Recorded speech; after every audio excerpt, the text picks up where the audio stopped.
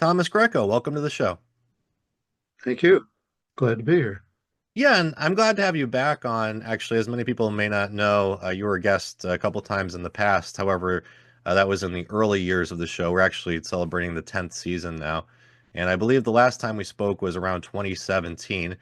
And I definitely want to talk today about your book and your basic philosophy on money and debt. So, for folks who may not be familiar with you and may not have seen our earlier interviews back in 2017, could you give just like a brief summary overall of sort of what your philosophy is and what your critiques are of the global financial system? Sure. Well, I've been doing research on this subject for more than 40 years. I've written 4 books on the subject of money and the problems with the money system and solutions for the problems that exist. Basically, I don't see any hope of reforming the monetary system. Many people in the past have tried to do that, and the money power is just too strong to enable any kind of political approach to reform. But what we really need is a way to transcend this destructive and dysfunctional monetary system. And my approach is to actually reclaim the credit commons, as I put it, because banks create money when they make loans. That's the simple fact of the matter. And we've allowed the banking system to do that. We can take back control of our own credit, which is what the banks use to create money, and create our own exchange media in the form of private currencies, or even better yet, credit clearing associations. Banks themselves have been doing credit clearing for a long time. And just to be Credit clear, when you clearing, when you say credit clearing, what does credit clearing mean? well, credit clearing means just keeping a ledger of debits and credits. Now, for example, the way banks utilize credit clearing, you've probably heard the term clearinghouse. I think most people are familiar with that term, even if they don't know what it means.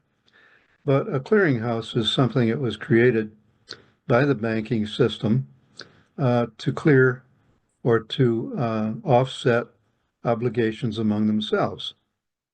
So, for example, if I pay you for something and write a check on my bank or credit union here in Arizona, you can take that check and deposit it in your bank uh, in wherever you happen to be. And now your bank has paid you, so my bank owes your bank for that amount. So the obligation between you and me has now become an obligation between my bank and your bank. So banks learned a long time ago that they could simply keep a record of what each owed the other and offset those against one another.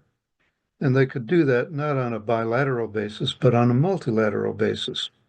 So if there are, let's say, uh, let's say we all live in the same town, and there are 10 banks in this town. Well, the banks are cashing each other's checks uh, on a daily basis. So they build up obligations and claims against one another. So the credit clearing process started with the clearinghouse.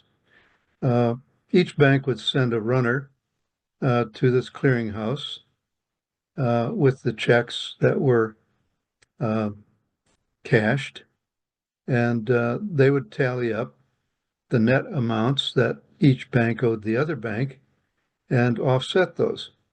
And the settlement process just involved a small portion of the total amount of checks that were cashed and deposited. So that's the way credit clearing works. Well, if the banks can do that, uh, traders can do that amongst themselves without the need for a bank to intervene in the process. So this is really the key to the future of the exchange process.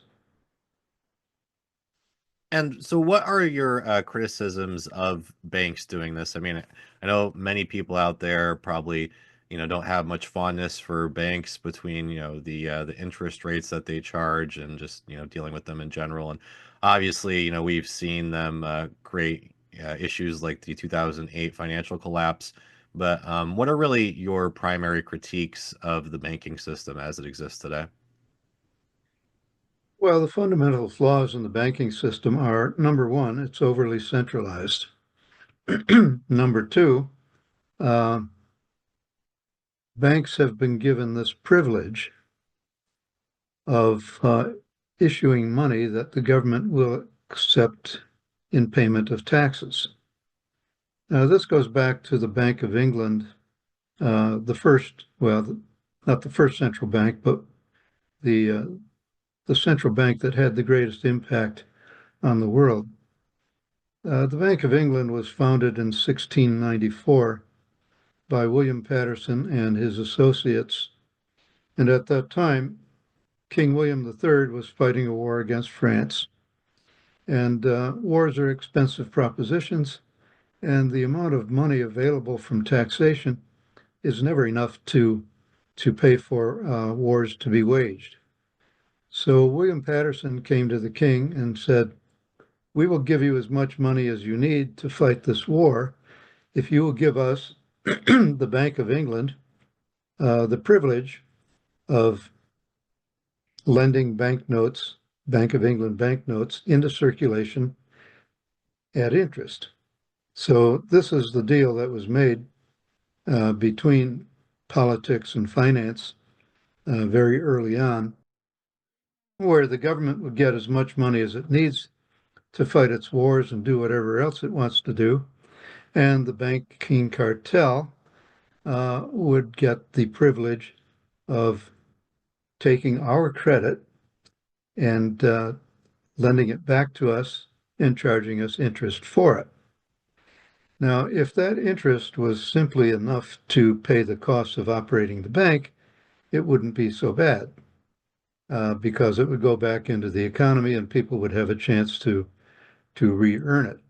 But that's not the case. The banks are able to charge whatever interest rate the market will bear. And so they have these excess profits from interest and fees that go into an asset pool. And that's why we see asset bubbles uh, even up to the present day. And we saw that in the 2007, 2008 crisis. Um, Banks were lending money on the basis of real estate primarily and pumping up the prices on real estate. And so we have these large pools now, like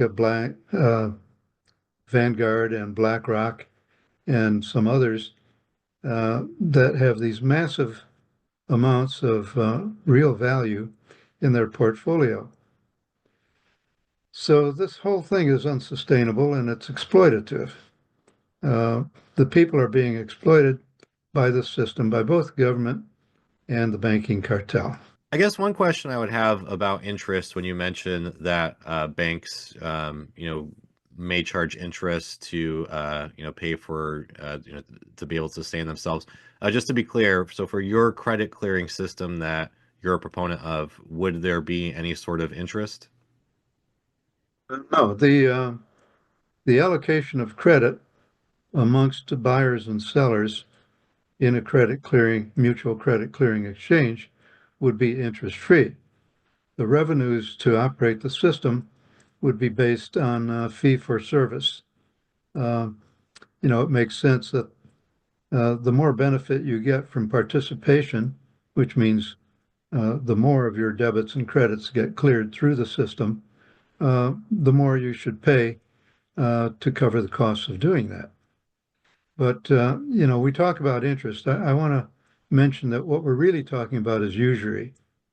And usury is a term that isn't very much used anymore, but it's repeated many, many times in religious texts of Judaism, Christianity, and Islam. And all of those scriptures cautioned against the practice of usury. But, we've reached the point where usury is rampant and accepted as normal within our monetary system. And that's not only in the United States, it's global. Uh, every country in the world now has a central bank, and these central banks are, for the most part, privately owned and operated for profit of their owners. And so, as time has gone on, uh, this system has become global. All of these central banks cooperate amongst themselves to form this relatively monolithic system of money, banking, and finance. And so you have supra banking institutions like the Bank for International Settlements, which does this clearing amongst central banks and nations. And we have the World Bank and the International Monetary Fund, which is an instrument to perpetuate this system. So, you know, developing countries, they are typically beholden to the IMF and the World Bank because the finance that they get from those institutions to help them develop is provided as interest-bearing loans. So they simply go deeper into debt every time they run into a crisis and go running to the IMF for help. So, we have to transcend those institutions as well. Yeah, when I spoke to Ellen Brown several years ago, she suggested that inflation is actually caused by this debt that these countries owe these sorts of institutions when they owe this kind of foreign debt, and that actually leads to the hyperinflation that we've seen in places around the world. Well, that's partly true. Inflation is basically the monetization of assets that are inappropriate for monetization. For example, when the Federal Reserve buys a U.S. government bond, or when any bank buys a U.S. government bond, they are creating money on an improper basis. There is no connection between that particular kind of money and the real economy. Money has to be connected to the real economy. Money actually should represent goods and services that are available in the market now or soon to arrive on the market. And banks typically monetize government debt. They typically monetize long-term assets, which will not produce consumable goods in the near future, but at a much later time. So there's a book by Edward Popp. It's called Money, Bona Fide and Non-Bona Fide. And I recommend that to people. It's on my website, beyondmoney.net, in the menu item called Library. And basically, he makes that point perfectly clear, as do other people that I reference in my works. So money has to be created on the basis of real goods and services that are in the market now or shortly to arrive on the market. Anything else is non-bona fide money, and that causes inflation because the money and pseudo money supply outruns the available goods and services that can be bought with that money. So we have this continual inflation. We've seen it, over more than 100 years. We've seen the dollar value in terms of purchasing power shrink drastically to a tiny fraction of what it was at the beginning of the Federal Reserve System. And especially just the last few years since COVID, right? And this has been sort of a debate, I guess, in American politics is what is causing this inflation today. What we've heard from the Democrats is it's this corporate greed, but from Republicans, it's been, some Republicans at least have argued that it's been increasing the money supply and the government stimulus, and that really created inflation. Does that argument have merit? Yeah, absolutely. You look at the chart that shows the growth of the U.S. government debt, and it's gone astronomical. It's just, Al Gore talked about the hockey stick curve, and this is that in spades. Uh, the U.S. government debt is now, what, somewhere around $36 trillion dollars. And just over the last 20 years, I think back around 2008, it was like maybe $8 trillion dollars. I don't remember the exact figure, but that's an enormous expansion of government debt. And it's not really government debt because debt is something that's supposed to be repaid. And nobody ever expects this government debt to be repaid. Uh, it's just a record of how much value the government has taken out of the real economy.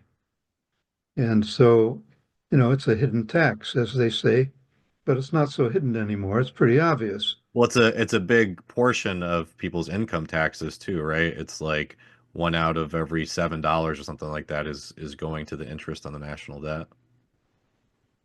I don't dispute that. I think that's probably correct. Well, just along with that, I'd be curious what your thoughts are on the interest rates that we've seen over recent years, because obviously during COVID, interest rates were rock bottom. People were getting mortgages for 2%, and we saw that increase a bit. Some folks would still say that the current Federal Reserve interest rates are historically low compared to, again, what we saw in like the 1980s, for example.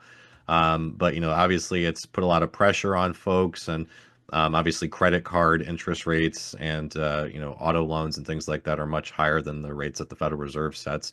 So I'd just be curious on what your take is. Again, just looking at recent history and the interest rates that we've seen since COVID.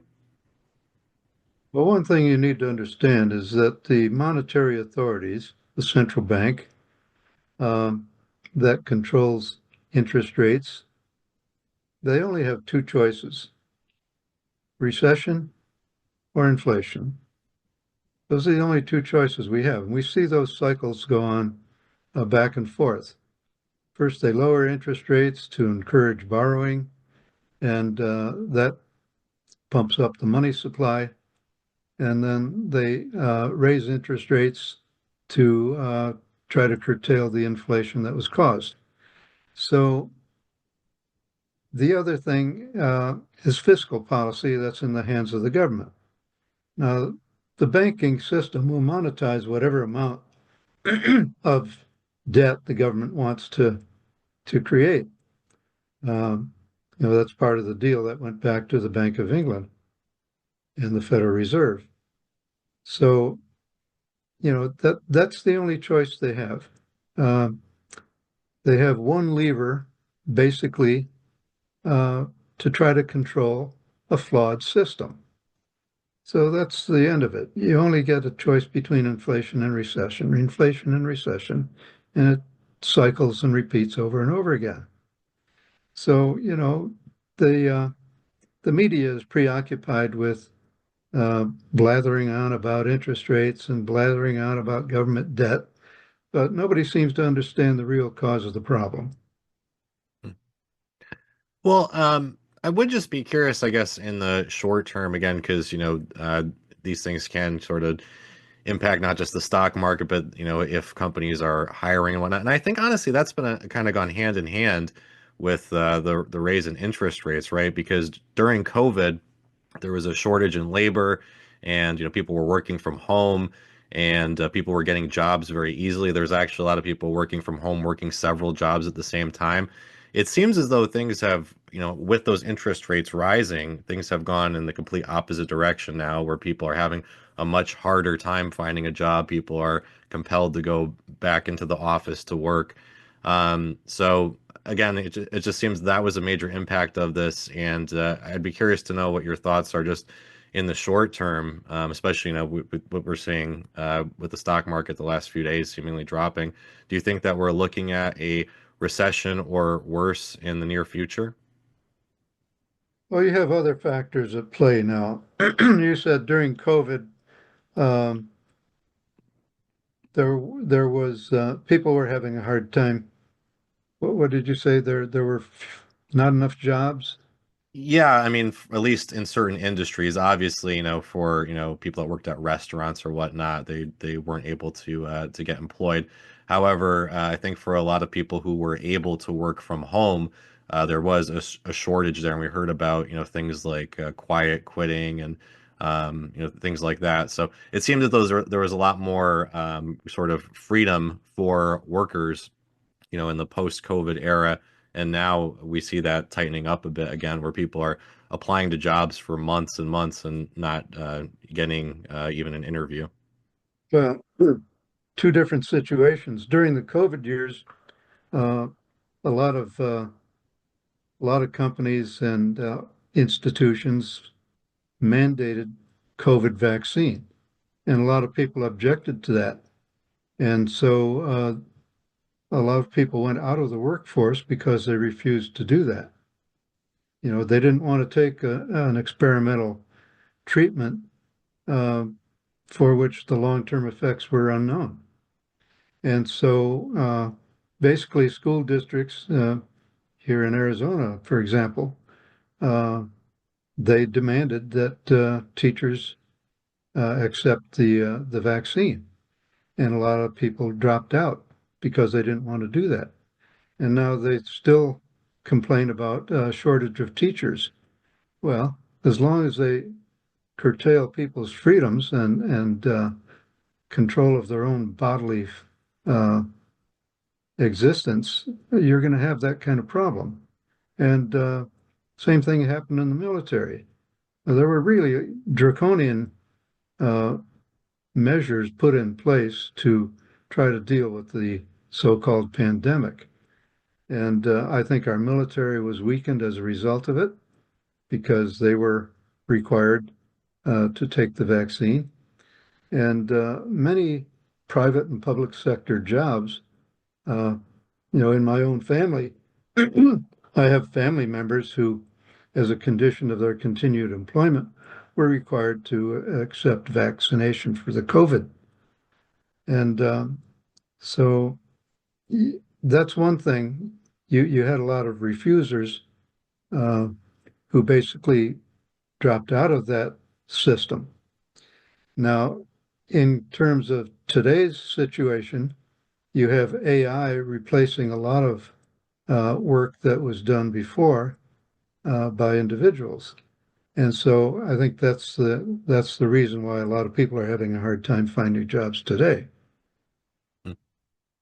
Well, just going back to the subject of interest rates and usury, I guess that's one question I have too about if there are acceptable interest rates. Where's the line, I guess, between what is an interest rate that might be justifiable because it's keeping a bank or whatever a credit clearing system afloat versus when does it become usury again, because I think, you know, when we look at things like mortgages versus auto loans versus credit cards, I think a lot of people would argue, credit cards at this point in time have become usurious, where, 20-30% interest rates are insane. However, there are still folks out there who argue that mortgage rates, for example, even though they're, triple what they were a few years ago, it's still historically low compared to things like the 1980s. So again, just wondering where you would sort of draw the line for when is interest perhaps somewhat justifiable versus when is it usury? Well, what you've articulated there is the common belief that usury is excessive interest. That's not the case. Any amount of interest can be usurious. And I explain that in my book, um, The End of Money and the Future of Civilization.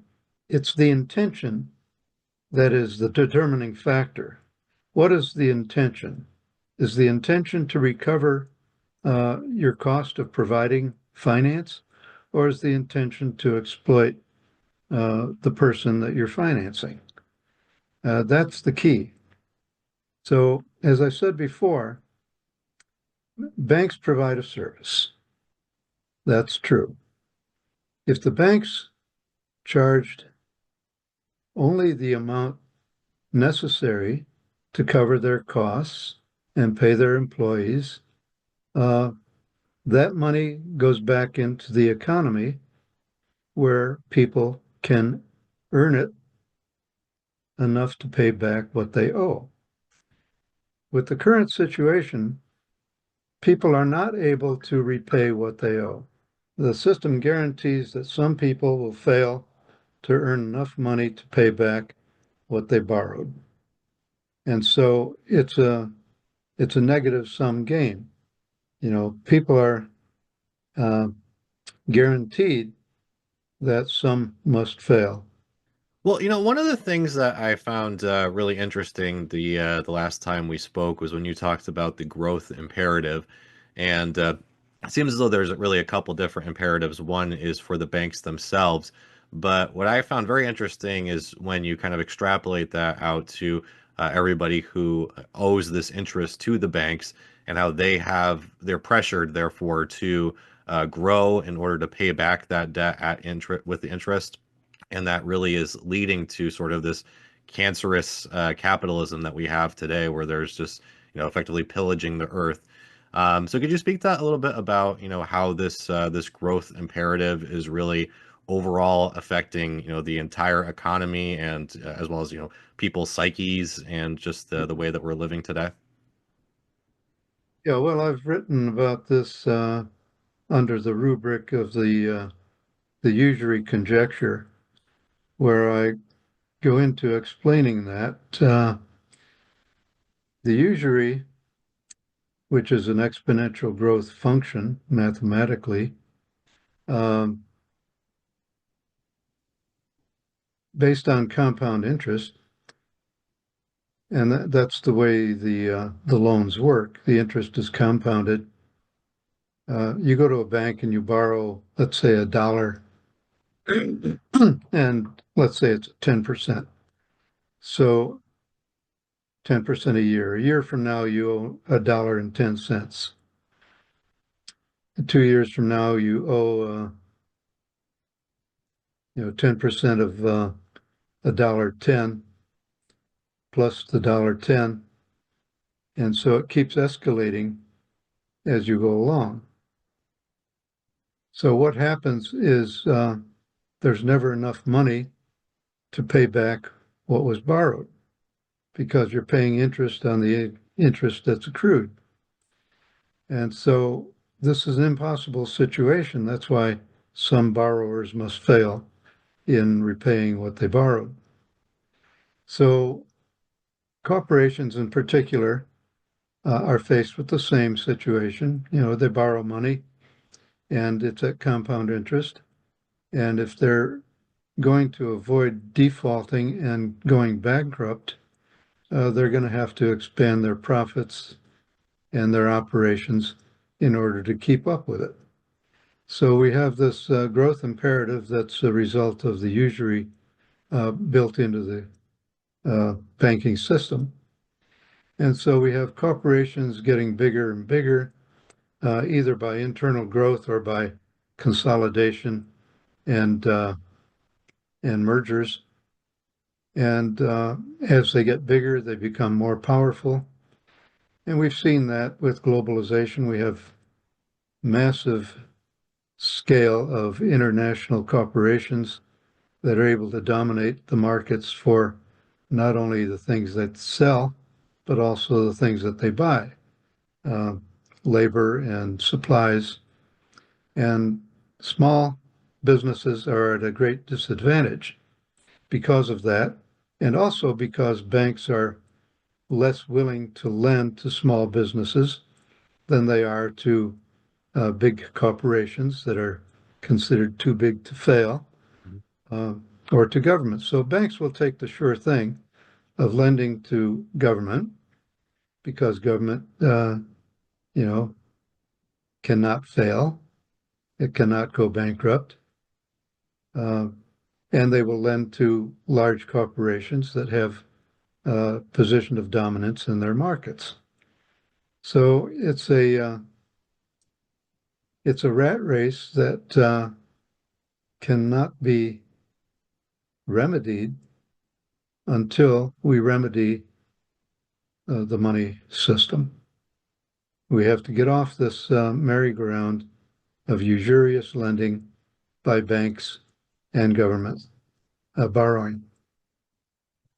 Well, one other thing you talk about in your book is why the budget cannot be balanced.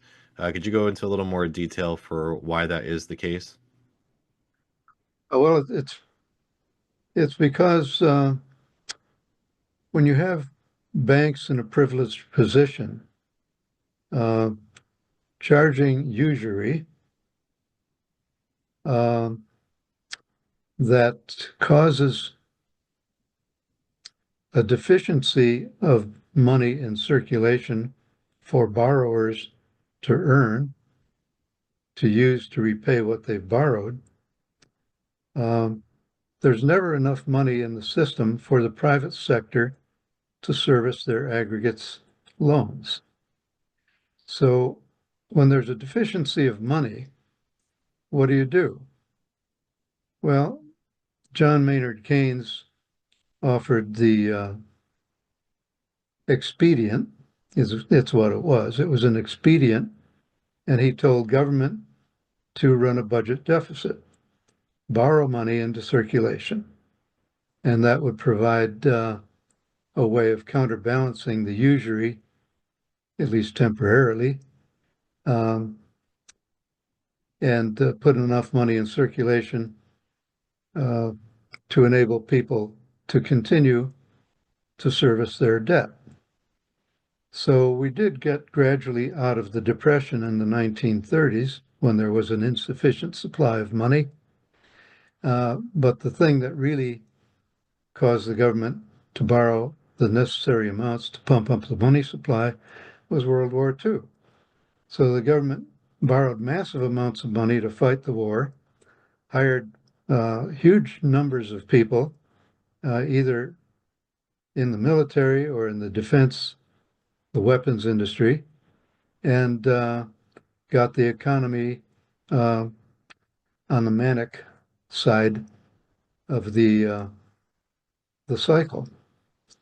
Then, after the World War was finished, we had inflation, but not as much inflation as people expected because we had tremendous expansion of our productive capacity as a result of technological innovation and expansion of production capabilities. Not to So, mention Europe's production was pretty much devastated at that point too, right? So yeah, there's yeah, right. competition. And so we had very little competition in the world. We were able to sell or lend um, lots of our production to the countries that had been devastated by the war. You know, all of Western Europe, uh, Japan, and so many others that were devastated by the war. But you know, what Keynes expected would be a temporary thing. He said, you know, run a deficit until you get through the crisis and then offset that with a government budget surplus. Well, you know, history shows that number of budget surpluses have been few and far between and very minuscule in terms of the deficits and very fleeting. It's funny During how people the don't years even we had, necessarily understand what that means, right? Because I remember back during the Clinton years when there was a budget surplus, a lot of people thought at the time that that actually meant that he paid off the national debt, which isn't what it meant at all. So there, I think there's a misunderstanding in the public about what that term even means. I was going to mention the Clinton years. There were a couple of years where we had a very tiny government surplus relative to the deficits. But, you know, that was a fleeting moment. And it depends on how much tax revenue is coming in and how much the government was spending. But in the long run, you can't run a surplus. The government has to continually go into debt, and we've seen that especially in recent years. So you don't hold So out any the, hope for the government this. the government has to play the role of borrower of last resort. So you don't hold out any hope for this whole Doge initiative that the Trump administration is somehow going to cut government spending to the point where they're actually, reducing the national debt. Well, that brings in a whole nother topic, which is a bloated government and the takeover of our government by forces that are antagonistic to traditional American values. And this is part of cleaning the swamp, cleaning or draining the swamp, as Trump puts it. Uh, I think it's a very good thing that Doge has been established and that many of these things like USAID are being shut down. Uh, Most people think that USAID is a benevolent uh, action by the United States government to feed hungry kids. Well, that's a very small part of it, and I think Musk has now told us that something like 83% of USAID is antagonistic uh, to the American values and the benefit of the United States people. So it's good that those things are being chopped. At the same time, uh, government employment is part of, providing that borrower of last resort function. So it's hard to say how all of this is going to shake out. Where are those I have to people wonder going to too. I mean, even if they were, massively cutting, when you're talking about $37 trillion or more of national debt, like, is there even any conceivable way to really meaningfully cut into that, no matter how much government waste you cut?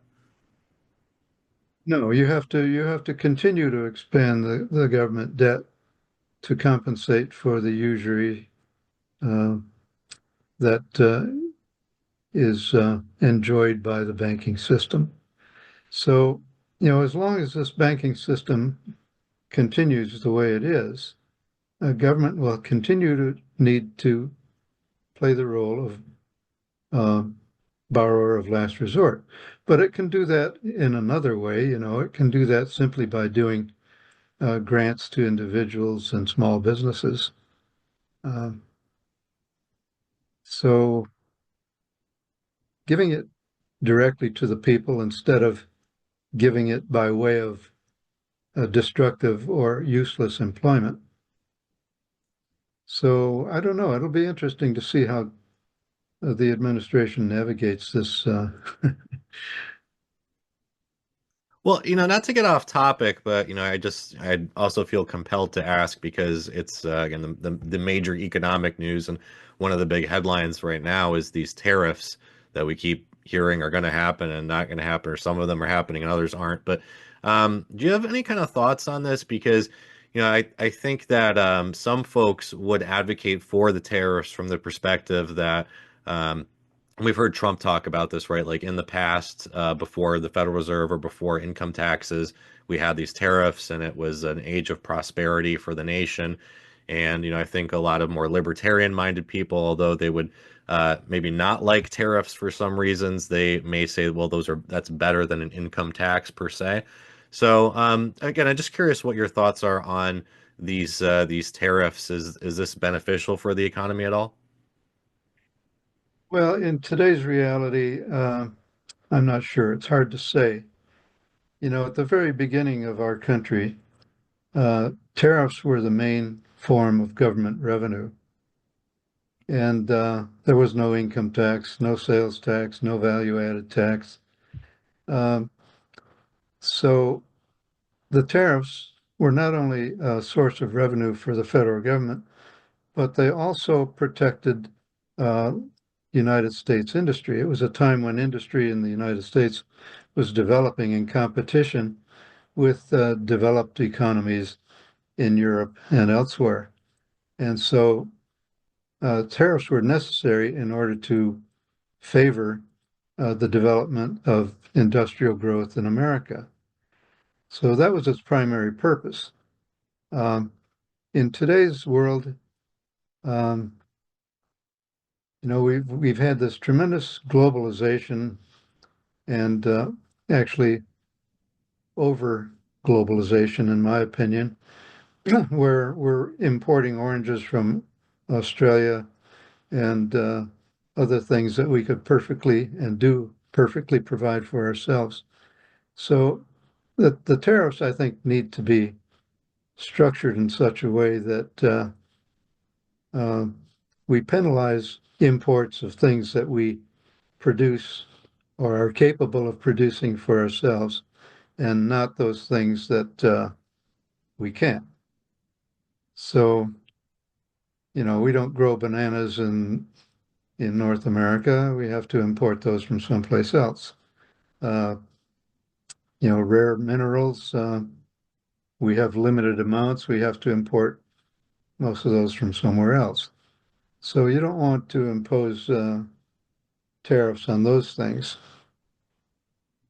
But I don't know if the current administration is making that distinction to a sufficient extent. Uh, it's going to be interesting to see how it plays out. So another topic that you touch on in your book, "The End of Money and the Future of Civilization," is the subject of war and how we really can't have world peace given the current banking system that we have today. Could you explain that in a little more detail? Why is a lasting peace not possible just due to the banking system? Well, world peace, as long as countries, imperial powers, are in competition with one another for dominance, world peace cannot be achieved because the only way that dominance can be established or attempted to be established is by having control of the money system and being able to spend as much as it takes in order to um, achieve dominance.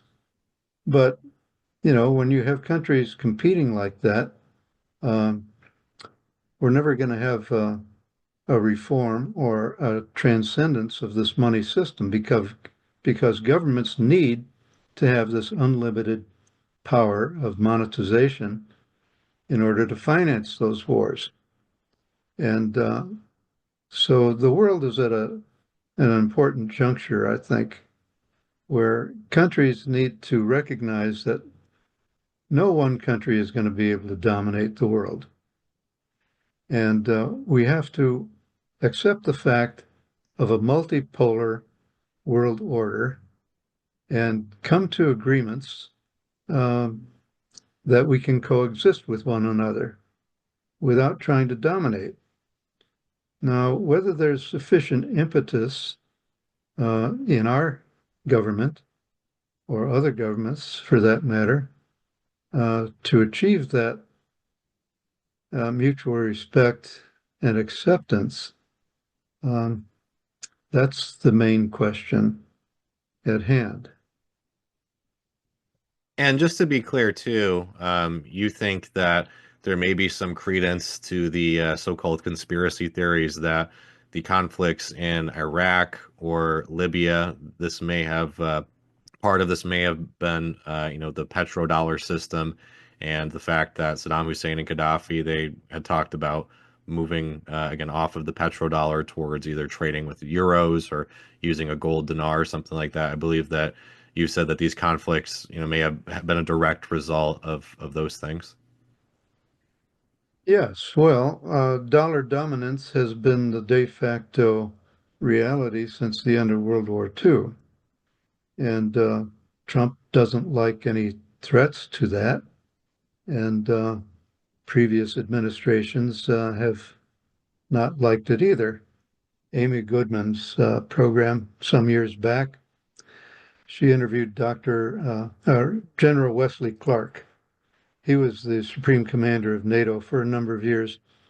And he pointed out, and you can find this on YouTube, uh, that there was a plan. This was, I don't know, 15 years ago. There was a plan to overthrow governments in 7 countries around the world, including Libya, Iraq, and other places. And Syria too, I believe. we've seen that play out uh, over the years. And there was no credible evidence that Iraq had weapons of mass destruction, and there was no reason for going into Iraq and and overthrowing Saddam Hussein, other than maintaining dominance, because Iraq had nothing to do with the 9/11 uh, events. And so, this is the reality of the situation. And up to the present time, a lot of this is still being done through USAID. If they can't sow dissent in a country, the ultimate answer is to go in militarily and topple them. Well, and it's funny because going back to the Bush years, there was a heavy influence of NGOs in Ukraine. We saw this with the Orange Revolution in 2004, 2005. And after that, we had the Bush administration saying that Georgia and Ukraine were going to join NATO, although public polling at the time said that the majority of Ukraine's population was against joining NATO. And then we had the overthrow of Ukraine's democratically elected government in 2013, 2014, which, those Maidan protests, U.S. senators John McCain and Chris Murphy actually attended those protests that led to the coup. So, I'd be wondering too, when we talk about how the banking system is influencing sort of this conflict and how is seeking hegemony worldwide. Do you see it as playing a role between, what we've seen recently between the U.S. and Russia?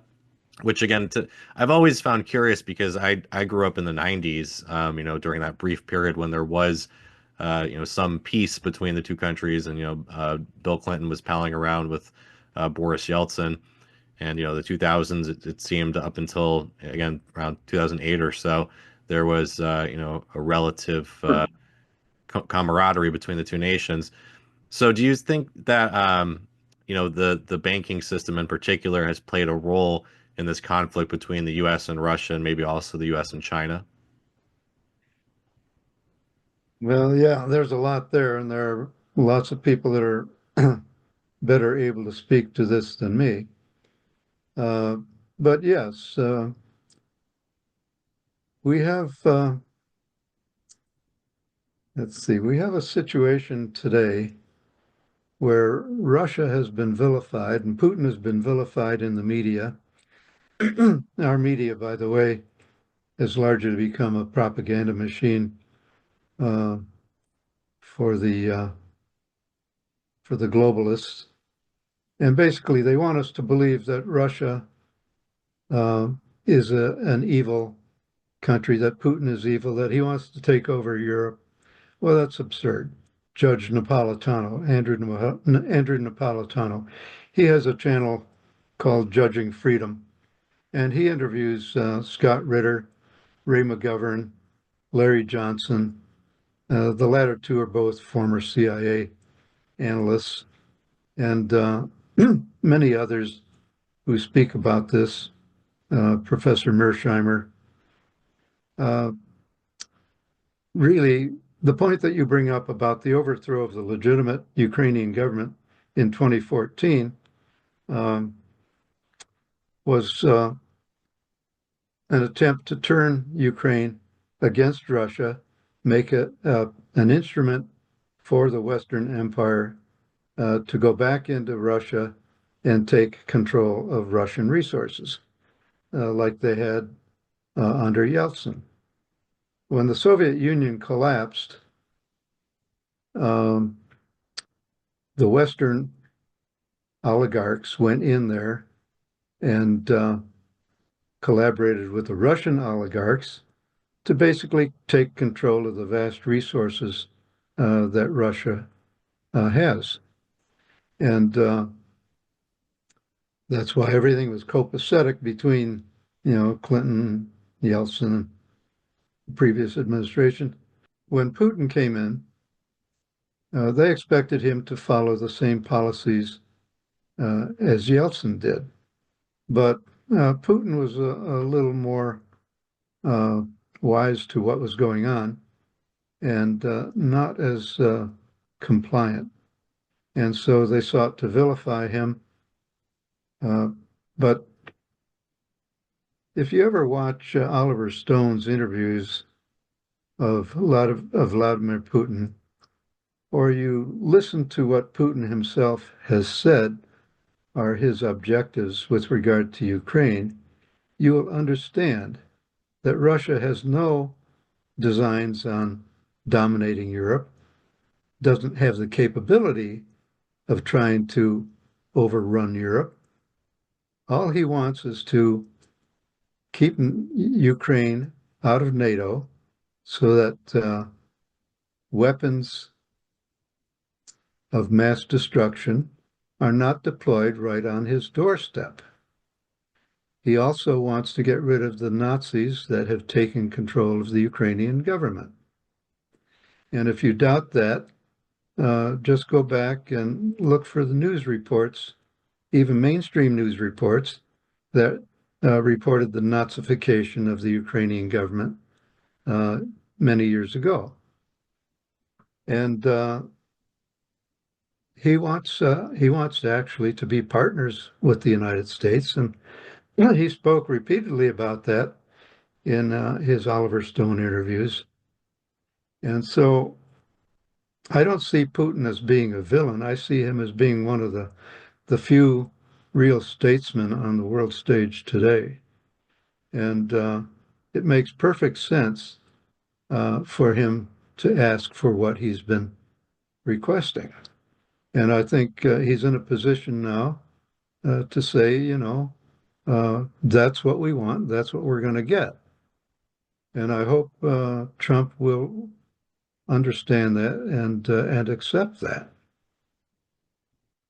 So returning to your book, just the title of your book, "The End of Money and the Future of Civilization," that seems to imply, that there is sort of a certain reckoning that is coming, and you did say that the system that we have now is unsustainable, and then also you're advocating a specific way forward, which we discussed at the beginning of the interview. Could you just again go into a little more clarity there for what do you see as sort of the unraveling of this banking system? When is it, and how is it going to finally become unsustainable? And again, just what your sort of solution is to the situation that we find ourselves in now. Well, if the system is what's driving us toward this international competition for dominance, and the system is causing increasing amounts of our productive capacity to be wasted on weapons, we're going to continue on this trend toward conflict, which means war, which means ultimately the use of nuclear weapons. And Scott Ritter speaks very eloquently about all of this. Um, and so, I'm afraid that we're on a self-destruct course. And without changing how we do the exchange process, which is the primary function of money, uh, I think the future doesn't look bright for humanity. I think we're going to extinguish ourselves. So again, could you describe just sort of what your proposed solution is, what that looks like, how we should be behaving with money, how we can not be engaging in usury, and just again how this sort of credit clearing system that you're advocating for, how that would operate?